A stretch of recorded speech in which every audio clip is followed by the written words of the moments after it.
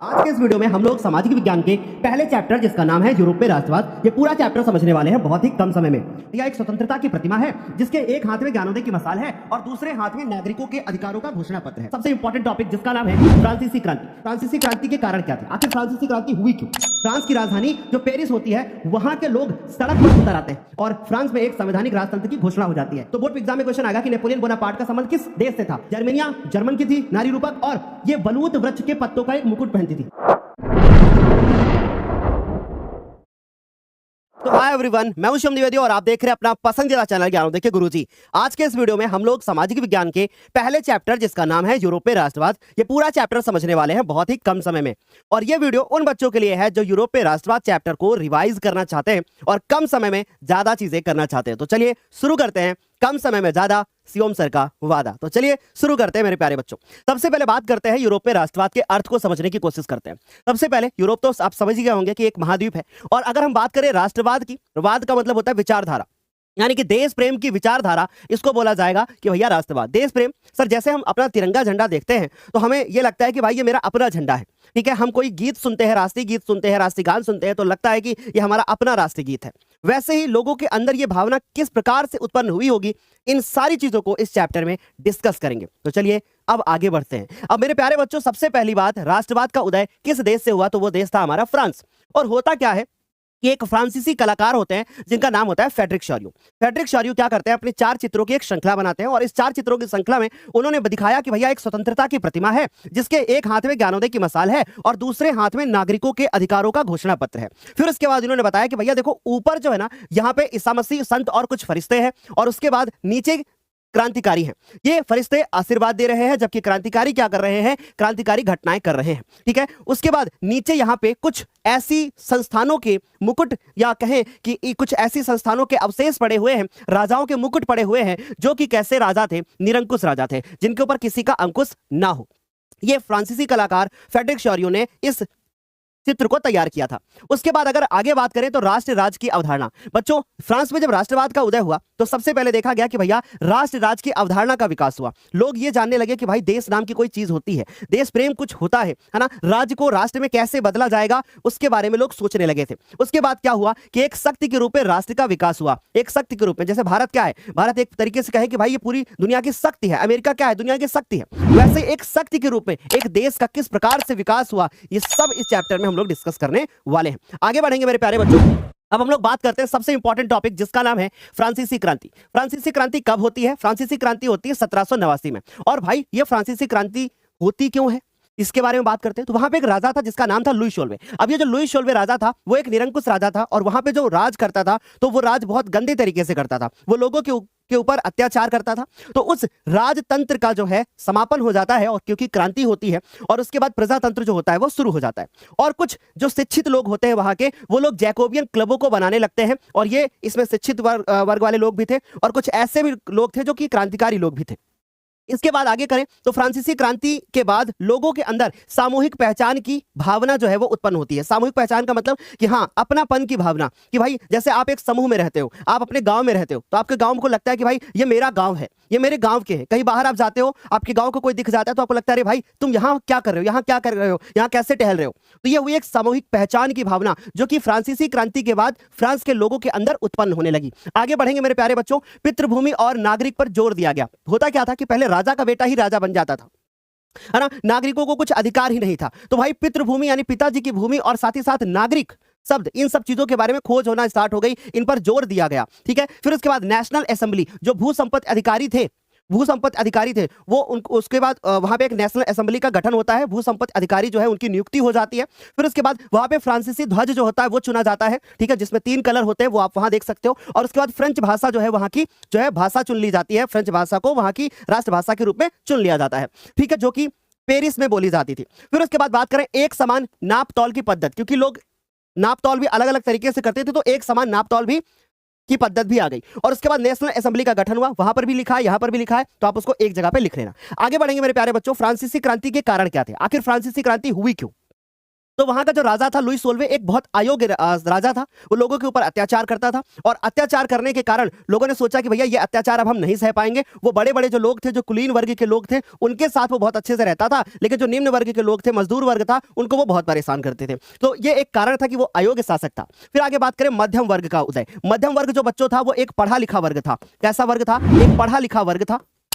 और इस वर्ग का जब उदय हो जाता है, ठीक है, तब क्या होता है? फ्रांसीसी क्रांति का एक बहुत मुख्य कारण यह बन जाता है। फिर आगे बात करें मजदूर वर्ग की दुर्दशा। मजदूर वर्ग वहां का जो होता है वो बहुत ज्यादा परेशान होता है। वो चाहता है कि भैया हमें आजादी मिलनी चाहिए, क्योंकि उसके ऊपर अत्याचार बहुत होता था। बंधुआ मजदूरों की तरीके से काम करना पड़ता था, सही तरीके से वेतन भी नहीं मिलता था। फिर उसके बाद बात करें आम जनता की दयनीय स्थिति। जो वहां के लोग होते थे उनको मजबूर किया जाता था काम के लिए। उनको वहां के जो लोग होते थे उनको मजबूर किया जाता था कि ये कपड़े ही पहनना है, ये वाली भाषा ही बोलनी है। तो वहां के जो लोग थे वो बहुत ज्यादा परेशान हो रहे थे।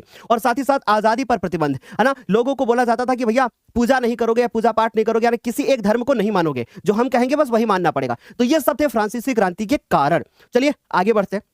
फिर उसके बाद बात करते हैं नेपोलियन की। नेपोलियन क्या था? नेपोलियन एक तरीके का इस प्रकार का राजा था जो कि फ्रांस में आने पर इसने फ्रांस को संभाला, लेकिन फ्रांस की जो कमजोर सत्ता थी, क्योंकि लुई सोल्वे का अंत हुआ था, कमजोर सत्ता थी फ्रांस की तब, और तब उसने क्या किया? पूरे फ्रांस के ऊपर कब्जा कर लिया। लेकिन ये अच्छा राजा था, फ्रांस के बारे में सोचता था। इसका जन्म कहां पर होता है? इसका जन्म होता है 1789 में होता है, सॉरी 1769 में इसका जन्म होता है, 1789 में फ्रांस की क्रांति होती है। फिर बात करते हैं भैया, जब इसका जन्म हो जाता है, जन्म के बाद ये जो है फ्रांस में आता है और 1796 के आसपास ये युद्ध लड़ना जो है वो शुरू कर देता है। फिर क्या होता है? इसने पूरे फ्रांस के ऊपर कब्जा किया और 1804 ईस्वी में इसने अपने कोड को जारी कर दिया, जिसे नेपोलियन कोड के नाम से जाना जाता है। फिर उसके बाद बात करें, इसने भूदासता और जागीरी को जो है वो समाप्त कर दिया। यानी जो भूदासता का मतलब कि भैया गुलामी, उसको ये इसने समाप्त कर दिया। फिर उसके बाद जन्म के अधिकार पे विशेषाधिकार। पहले होता क्या था कि राजा का बेटा ही राजा बन जाता था, तो वो वाली प्रथा भी इसने समाप्त कर दी। फिर उसके बाद यातायात और संचार व्यवस्था को इसने सुधार दिया और नाप तौल की एक समान पद्धति भी ये लेकर के आ गया। तो नेपोलियन ने ये सारी चीजें की थी। पूछा जाएगा बोर्ड एग्जाम में कि नेपोलियन का फ्रांस पे अधिकार जब हुआ तो नेपोलियन ने क्या किया, ये सारे पॉइंट लिखने पड़ेंगे। आगे चलेंगे मेरे प्यारे बच्चों। अब बात करते हैं जॉल वेराइन शुल्क संघ। बहुत इंपॉर्टेंट है, डायरेक्ट क्वेश्चन आता है कि जॉल वेराइन शुल्क संघ जो है वो क्यों स्थापित किया गया और कब स्थापित किया गया। तो जॉल वेराइन शुल्क संघ एक शुल्क संघ होता था कि एक राज्य से जब दूसरे राज्य में जाते थे तो कुछ क्या देना पड़ता था? टैक्स देना पड़ता था। तो ये जो शुल्क अवरोध थे इनको समाप्त कर दिया गया। और ये किसकी पहल थी, यानी किसने इसकी शुरुआत की? तो इसकी शुरुआत की प्रशिया ने। और प्रशिया क्या था, यानी कि प्रशिया क्या था? वो जर्मनी का एक राज्य होता है। और इसमें मुद्राओं की संख्या को घटा करके कितना कर दिया गया? 2 कर दिया गया। आप अगर मेरा लॉन्ग वाला वीडियो देखोगे तो वहां पे आप देखोगे कि यहाँ पे 21 लिखा हुआ है, पर मेरे द्वारा बोला मुंह से 2 ही गया है। तो आप अपने नोट्स में सही कर लेना कि मुद्राओं की संख्या को बढ़ा करके 30 से घटा करके कितना कर दिया गया है? 2 कर दिया गया। आगे बढ़ेंगे मेरे प्यारे बच्चों। अब बात करते हैं यूरोप में राष्ट्रवाद का निर्माण। देखिए फ्रांस में जो जो चीजें होती थी ना, वो चीजें यूरोप में भी होती थी। अब यूरोप में ना जो समूह थे वो 2 तरीके थे, 2 तरीके के लोग थे। जैसे आजकल भारत में आप देखोगे ना तो एक मध्यम वर्ग दिखेगा आपको, और एक उच्च वर्ग दिखेगा, और एक निम्न वर्ग दिखेगा।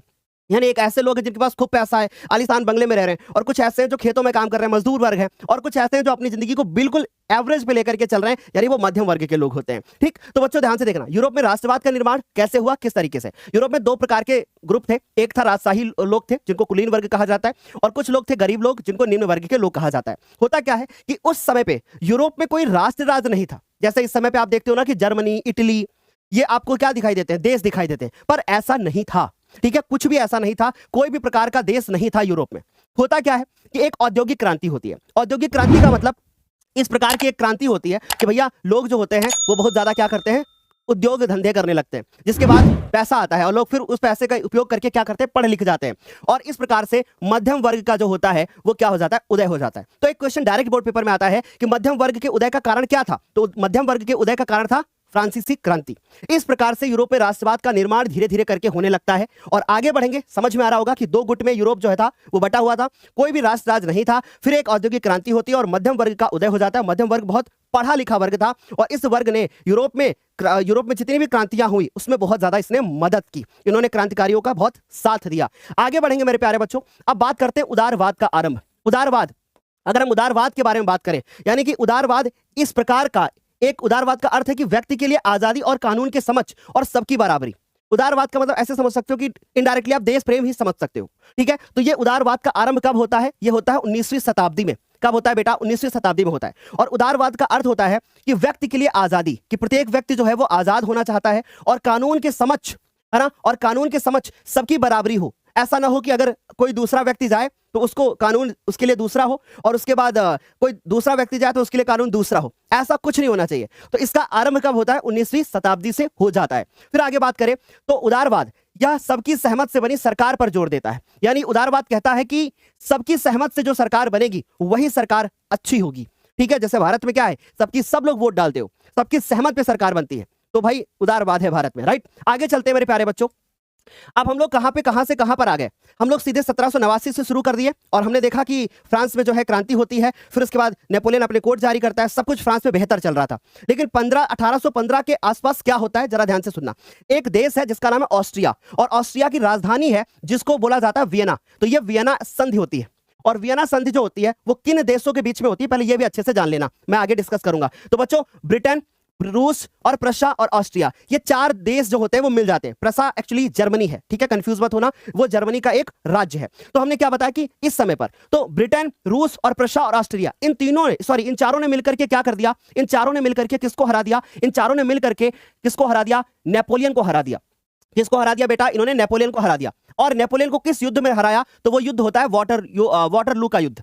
अब ये जो वाटरलू का युद्ध होता है, इसमें नेपोलियन हार जाता है और ऑस्ट्रिया के चांसलर ड्यूक मैटरनिक उसके अध्यक्ष होते हैं। ये क्वेश्चन पूछा जाएगा। और जो ऑस्ट्रिया के चांसलर ड्यूक मैटरनिक होते हैं, ये बोलते हैं कि अब वापस से फ्रांस में बूर्बो वंश वापस से आना चाहिए, वापस से वहां पे जो राजतंत्र था वो वापस आना चाहिए, जो कि नेपोलियन के आने के बाद हट गया था। अब वापस से क्या होता है कि बूर्बो वंश जो होता है वो फ्रांस में वापस आ जाता है।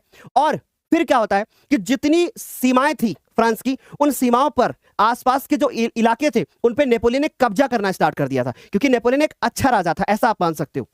वो फ्रांस के बारे में सोचता था, ठीक है। तो अब उसने कुछ जितने भी राज्यों को स्थापित किया था उनको सबको हटा दिया गया। और फिर क्या किया इन्होंने, ऑस्ट्रिया के चांसलर ने जब वहां पे कब्जा कर लिया फ्रांस के ऊपर और इन्होंने अपनी अध्यक्षता में ऐसा करवाया, तो हुआ क्या कि फ्रांस की सीमाओं पर जो है ना, इन्होंने कई राज्य बना दिए। क्यों बना दिए? ताकि फ्रांस और आगे ना बढ़ सके, ठीक है। तो वो कई जो है इन्होंने क्या कर दिए, राज्य स्थापित कर दिए। तो ये सब होता है 1815 के बाद। बच्चों आगे चलेंगे, अब हम लोग बात करते हैं कुछ क्रांतिकारी घटनाओं के बारे में, आगे बात करेंगे और देखते हैं क्या होता है। अब यूरोप जो होता है वो पुनः तानाशाही के शासन में फंस चुका था। क्यों फंस चुका था? क्योंकि अब जो है ना, नेपोलियन जो होता है वो हार जाता है, ठीक है। तो वो फंस चुका था। अब क्या होता है? गुप्त संगठनों की स्थापना होती है। अब आपके मन में चल रहा होगा, सर ये गुप्त संगठन क्या होता है?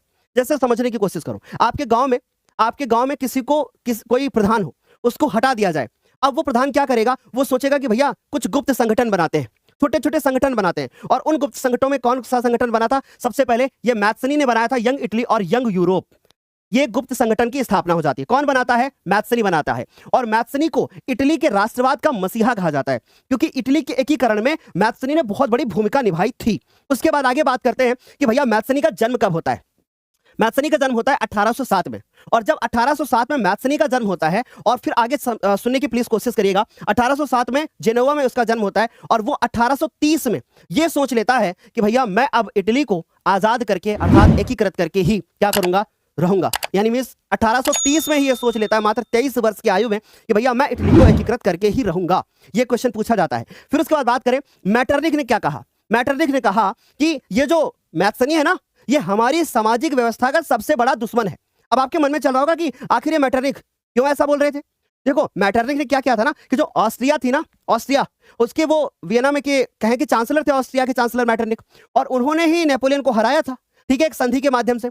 अब ये मैटरनिक चाहते थे कि वापस से फ्रांस में बूर्बो वंश जो है वो बना रहे, कोई दूसरा वंश अब ना आ पाए, फिर से कोई क्रांतिकारी घटना ना हो। लेकिन मैत्सनी गुप्त संगठन के माध्यम से क्या कर रहा था? क्रांतिकारी घटनाओं को परिणाम देने की कोशिश कर रहा था। तो उसने गुप्त संगठन बना दिए थे।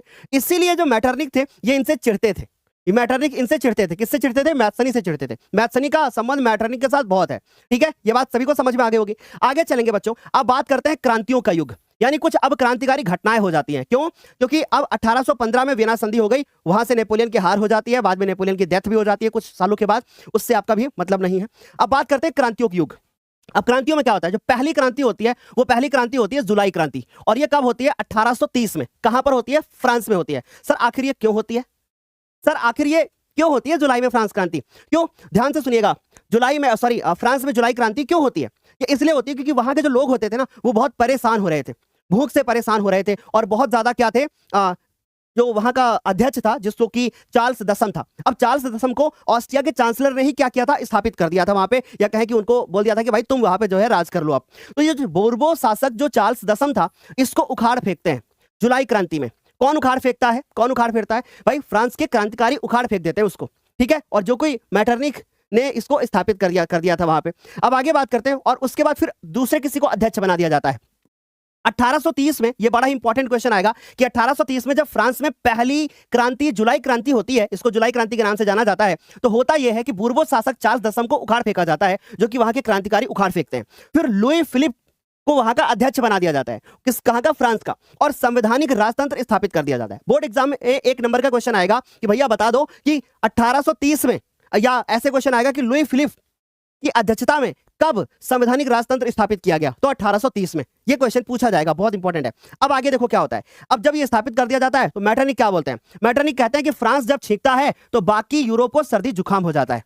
ये बात इन्होंने क्यों बोली? जैसे इन्होंने बोला कि भाई जब भी फ्रांस को छींक आती है ना, तो इस सर्दी जुकाम यूरोप को हो जाता है। क्यों? क्योंकि जो जो फ्रांस में हो रहा था वो सारी चीजें यूरोप में भी हो रही थी, इसलिए वो फ्रांस छींकता है तो बाकी यूरोप को सर्दी जुकाम हो जाता है, ऐसा मैटरनिख बोलते हैं, ठीक है। सो आई होप समझ में आई होगी बात। दो बातें हमने बताई। मैटरनिख ने मैथ्सनी को हमारी सामाजिक व्यवस्था का सबसे बड़ा दुश्मन बताया, और मैटरनिख ने ही कहा कि जब फ्रांस छींकता है तो बाकी सबको सर्दी जुकाम हो जाता है। क्यों कहा? क्योंकि जो फ्रांस में होता था वही हमारे यूरोप में हो जाता था। तो आई होप यहां तक क्लियर हो गया होगा। आगे चलेंगे। अब बच्चों ब्रुसेल्स में भी विद्रोह हो जाता है। सर ब्रुसेल्स क्या है? ब्रुसेल्स क्या है? ब्रुसेल्स इस समय पर बेल्जियम की राजधानी है, जो कि आप सत्ता की साझेदारी चैप्टर में पढ़े होंगे। तो ब्रुसेल्स में विद्रोह हो जाता है, जो कि ब्रुसेल्स पहले नीदरलैंड के अंदर था। अब नीदरलैंड बेल्जियम से अलग हो जाता है, तो ये हुआ, समझ लो कि नीदरलैंड के अंदर क्या हो जाता है, विद्रोह होता है, और जिसकी वजह से नीदरलैंड के अंदर ब्रुसेल्स होता है, उसमें विद्रोह हो जाता है, या कहें कि नीदरलैंड में हो जाता है, एक ही बात है। और फिर बेल्जियम जो होता है वो नीदरलैंड से अलग हो जाता है। ये दूसरा आपने क्रांति देखी। फिर आगे बढ़ेंगे। अब बात करते हैं यूनान। यूनान क्या था? ऑटोमन साम्राज्य का हिस्सा था। अब यूनान जो है ना, इसको यूरोपीय सभ्यता का पालना भी बताया गया है, ये आपने पढ़ा होगा, ठीक। क्यों बताया गया है? क्योंकि ऐसा बोला गया कि भाई यूरोप को सीखना चाहिए। किससे सीखना चाहिए? यूनान से सीखना चाहिए। अब जो हमारा यूनान होता है वो ऑटोमन साम्राज्य का हिस्सा था।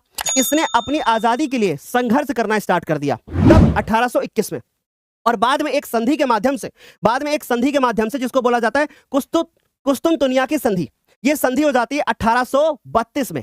भाई मैं रिक्वेस्ट करूंगा कि इस संधि को प्लीज जरूर देखना, क्योंकि 1832 में कुस्तुनतुनिया की संधि होती है, जिसकी वजह से जो यूनान होता है वो एक स्वतंत्र राष्ट्र बन जाता है, उसको एक स्वतंत्र राष्ट्र की मान्यता मिल जाती है। तो आई होप यहां तक क्लियर हो गया होगा। आगे बढ़ेंगे। अब बात करेंगे रूमानी कल्पना और राष्ट्रीय भावना। अब आपको क्या लगता है कि कोई भी देश ऐसे ही आजाद हो जाता है, लड़ाई झगड़ा करके, क्रांति करके आजाद हो जाता है? नहीं, ऐसा बिल्कुल भी नहीं होता है। भारत क्या देश सिर्फ भगत सिंह और महात्मा गांधी जी की वजह से आजाद हुआ? बिल्कुल भी नहीं।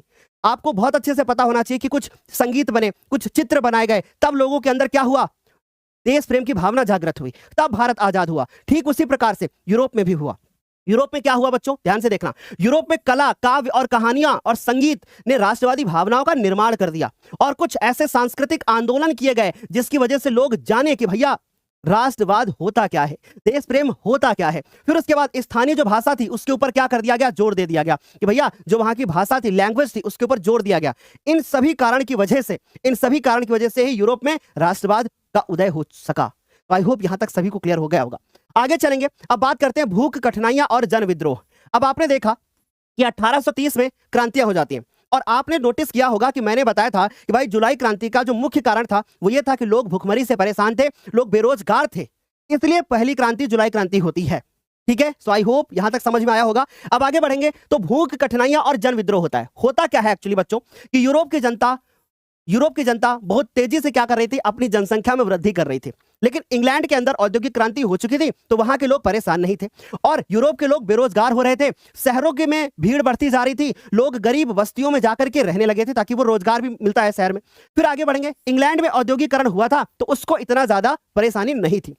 आगे बढ़ेंगे। अब क्या होता है कि कठिनाइयां पैदा हो गई, जन विद्रोह पैदा हो गया। क्यों पैदा हुआ? क्योंकि भूख से परेशान लोग, बेरोजगार लोग, तो फिर जन विद्रोह हो गया, यानी लोग आपस में लड़ने लगे। और फिर एक वक्त आता है 1848 ईस्वी में, जो फ्रांस की राजधानी होती है पेरिस, फ्रांस की राजधानी जो पेरिस होती है, वहां के लोग सड़क पर उतर आते हैं।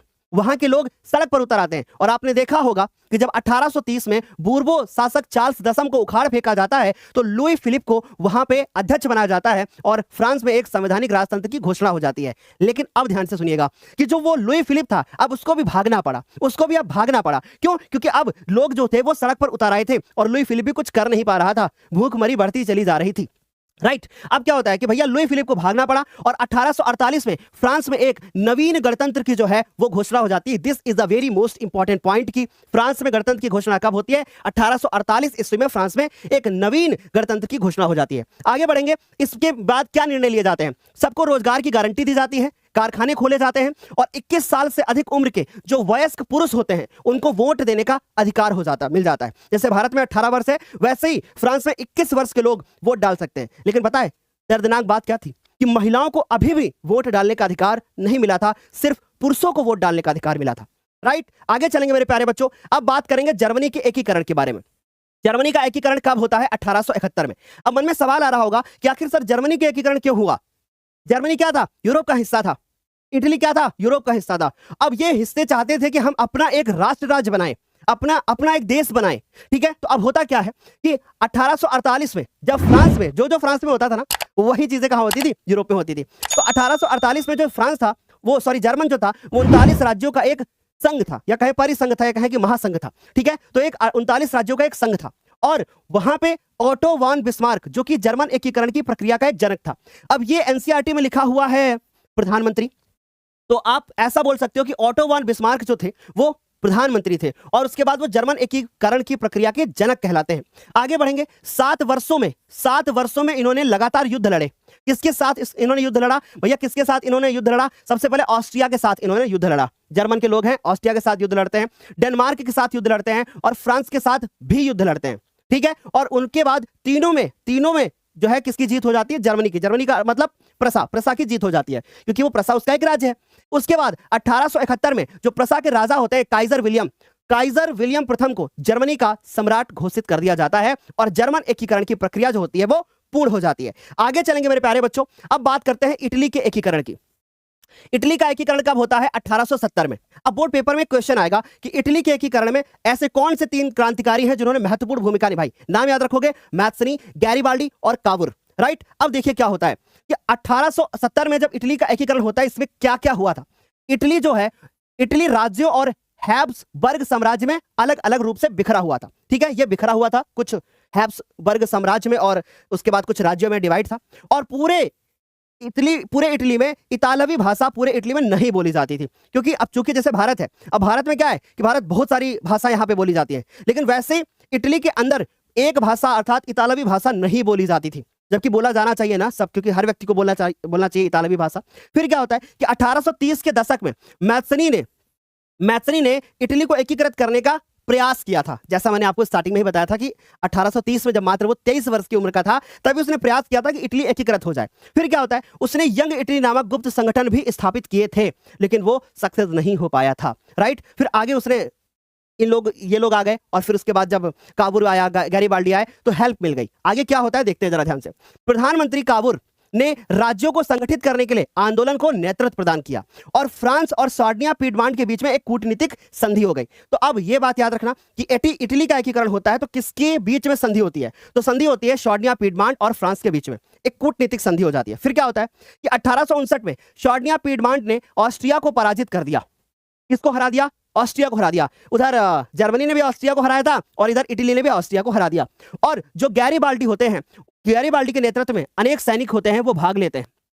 तो आई होप यहां तक आराम से समझ में आ रहा होगा। यानी आप क्या देखे, आपने देखा कि भैया मैत्सनी है, उन्होंने कुछ गुप्त संगठन बना दिए, उसके बाद कावुर ने क्या कर दिया? कूटनीतिक संधि कर दी, है ना। गैरीबाल्डी ने क्या कर दिया? नेतृत्व प्रदान कर दिया और ऑस्ट्रिया को हरा दिया। तीनों ने अपना अपना काम कर दिया। और अब क्या होता है? अब होता है कि 1861 में विक्टर इमैनुअल द्वितीय को राजा घोषित कर दिया जाता है। किसका? इटली का राजा घोषित कर दिया जाता है। लेकिन अभी इटली के सारे राज्य एकीकृत नहीं हुए थे, यानी पूर्ण रूप से कहें तो इटली अभी एकीकृत नहीं हुआ था। कुछ सालों के बाद 1870 में यह एकीकरण जो होता है वो पूर्ण हो जाता है। यहां पे लॉजिक है, प्लीज ध्यान से सुनना जो मैंने बताया कि 1861 में राजा घोषित किया जाता है, लेकिन 1870 में पूर्ण एकीकरण जो होता है वो कंप्लीट हो जाता है। तो पहले इटली का एकीकरण हुआ, 1 साल बाद जर्मनी का हो जाता है। चलिए आगे बढ़ेंगे बच्चों। अब बात करते हैं कि भैया इटली का एकीकरण हो गया हमारे पास। अब इटली के एकीकरण के बाद अब आगे बात करेंगे कि भैया अगर मान लीजिए बोर्ड एग्जाम में पूछा जाए कि फ्रांस है ना, तो फ्रांस में जो राजा थे कहेंगे वो नेपोलियन बोनापार्ट। तो बोर्ड एग्जाम में क्वेश्चन आएगा कि नेपोलियन बोनापार्ट का संबंध किस देश से था, तो वो फ्रांस से था। मैत्सनी का संबंध किसके साथ था, तो इटली के साथ था। ऑटो वन बिस्मार्क का संबंध किसके साथ था, तो वो जर्मनी के साथ था। इनकी तस्वीरें आप देख सकते हो। आगे बढ़ेंगे, अब बात करते हैं ब्रिटेन की अजीब दास्तां। अब यहां पे ना बहुत बड़ा लॉजिक है।